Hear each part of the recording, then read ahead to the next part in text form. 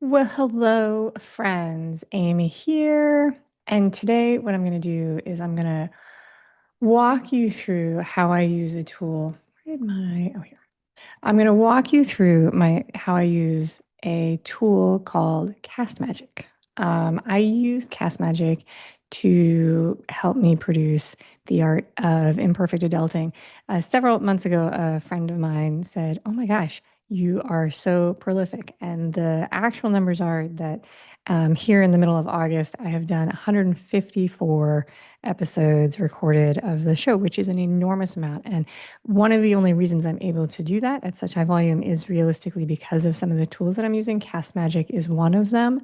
So I'm going to walk you through how I use it, and we'll go from there.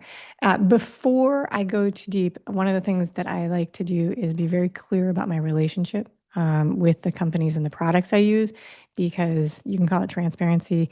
I do not believe in gatekeeping any of the information. I don't think there's any advantage to it. But I also think it can be confusing about whether or not you can know who to trust when you're talking about reviews, especially today where so many things are built on payment for order flow or affiliate marketing. I do have an affiliate relationship with Castmagic, but I really am just a client.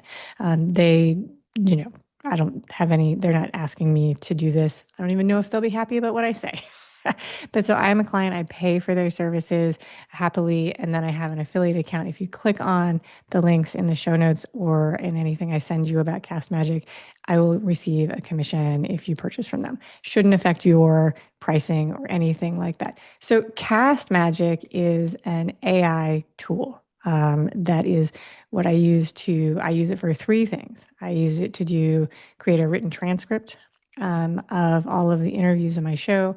I use it as a tool to run the first draft of almost every piece of text-based content that I do based on that interview. So that's show notes and social media captions. And I use it to generate these short form vertical videos that I put on social media. Those are the three things that I use Castmagic for. So let's take a look at how I do it. So I'm going to go walk you through my Castmagic account, and we're going to look at a video that I've already uploaded because I don't think anybody needs help doing that, and adding the speakers to the interview and then running the prompts. This is my Castmagic. All right, so this is where it takes me. This is my login screen. I'm not going to walk you through importing because I don't need to, but this is a file. It's a 180th file I've uploaded. It's a 154th interview. It's been uploaded, and the status is that the transcript is complete. So I'm going to walk you through how I run the things that I do. So the first thing that I'm going to do is I'm going to label the speakers. This is a little sample of the transcript that is appearing over here. So I love that it doesn't get this right. Actually, sometimes if I'm in a bad mood, I'm like, why doesn't it know me more? It very frequently wants me to be one of my guests, Nathaniel Ramsey. But so I'm going to come in here, I'm going to change this to myself. I'm going to change it all the way through. I am the host, and there we go. And it's going to update it to me. I can also make changes. So if I have a guest whose name is challenging to spell, I will use this chance to change the spelling of the name throughout the transcript. But it got her right. Her name is Rose Sprinkle. That is how it's spelled. And so we are good to go. I'm going to download two versions of the transcript. One that is just text-based, and one which is SRT, which I use for modifying the code for the caption in YouTube. It gives me a notice that, and now we're going to go and we're going to run the prompts. So I have 12 recurring prompts. Castmagic, when you sign up for it, comes preloaded. It asks you what you're using Castmagic for. Are you a YouTuber? Are you a podcaster? So on and so forth. I think I told it I was a podcaster, but I'm going to admit that I didn't quite know how to answer that question when I set up my account. You can have multiple workspaces within Castmagic. I have two. One which is for the interviews, which is this one, The Art of Imperfect Adulting, and I have another one which is for my solo episodes, because the prompts don't work the same. Like, so if it goes into the transcript looking for the interview and I'm the only person there, it gets a little confused. So it comes preloaded with several prompts, which is very nice for a starting point. In the last 9 months, I have updated, I think, all but one of the prompts to be custom prompts for me. So I'll go in here and I will accept the speakers and I will run the recurring prompts and it will generate the first pass for everything that I'm doing. And it takes just a couple minutes. So it's going to give me ideas for titles. It's going to give me a recap. It's going to identify clips that it thinks I want. That one is, I think, the default one, the clips. It's going to run the first draft of my show notes, an email summary, a sample for the guest to send as an email. It finds for me what I call a short, which is both of us are there, and several different prompts I've written for different social media platforms. It generates discussion questions. Those I love, although they tend to be very much the same. The AI does not have a lot of creativity there, and even a TikTok caption. I pretend that I know what I'm doing on TikTok, and so that is how I predominantly use. For the first pass of that. So I generated a transcript. To be fair, like I think the transcript is really pretty spot on. I think it's a high quality product. I'm still amazed at how fast we can do this with AI because I'm a person who used to pay for a transcription service.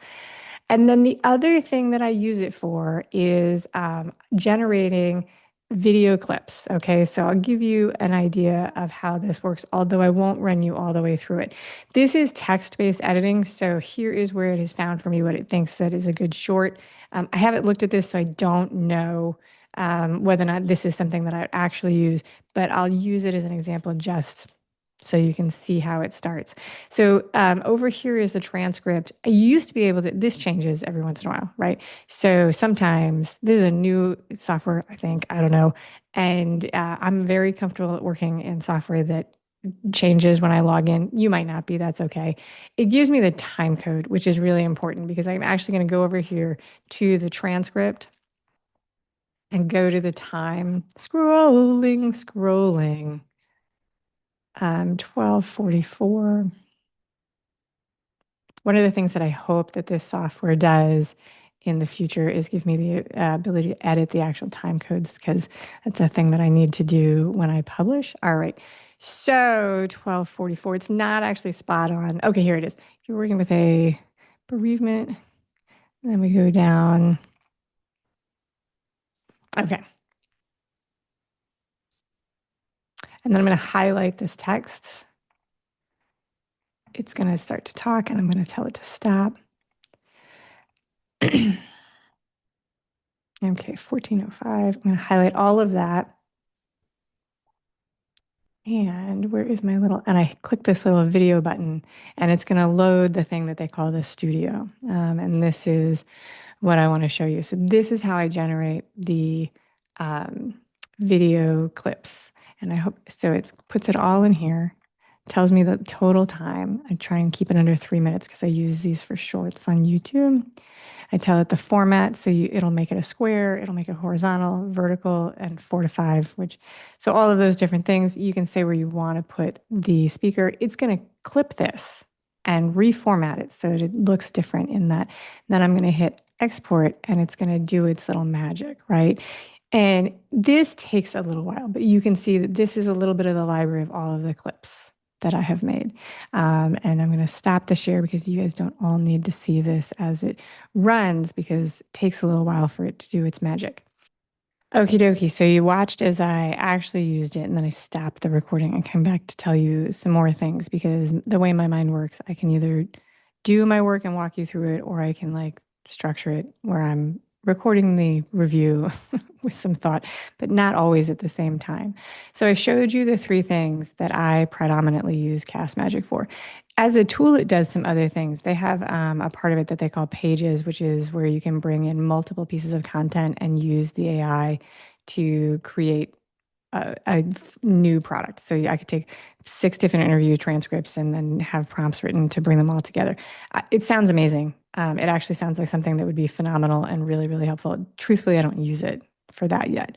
They also have another thing, which is they call Magic Chat. I don't use it at all. It's their own internal like chat bot. And truthfully, I'm not entirely sure like how I would use it. So sometimes that makes me wonder whether or not I'm using it slightly different than other creators. I don't know. I don't know. If you were considering Castmagic, one of the questions is pricing. They have three tiers of pricing right now. They price by the minute. If you, I don't know, like it's a cloud-based thing. You need to be online for it. They're charging based on this volume that they do by minute. I fit into the platform. I think that it's a software that does a lot and gives me a lot. So I think it's very, very reasonably priced. I did used to pay a dollar a minute or more for transcription services. So maybe my concept is different. I don't know. So I'm a teeny tiny micro business. I don't know how that works if you were doing big budget, other type products. I really am not sure. Pros and cons of Castmagic. I'm going to be very, very truthful about this, just because I don't think it works to do anything else. When I selected Castmagic, it was because somebody recommended it to me as a platform. I was looking for a transcription service, a clip service, and a text-based editing tool, right? Those are the things that I was looking for. Somebody told me about it, and I checked it out. The other companies that were around doing this when I started this search, they're still there, Descript and Opus Clips. There are probably others, and they each have their own pricing, and they each have their own thing that they do. This company feels to me like it is a startup, like it is scrappy, like and this is new software that changes rapidly. That is something that doesn't bother me at all.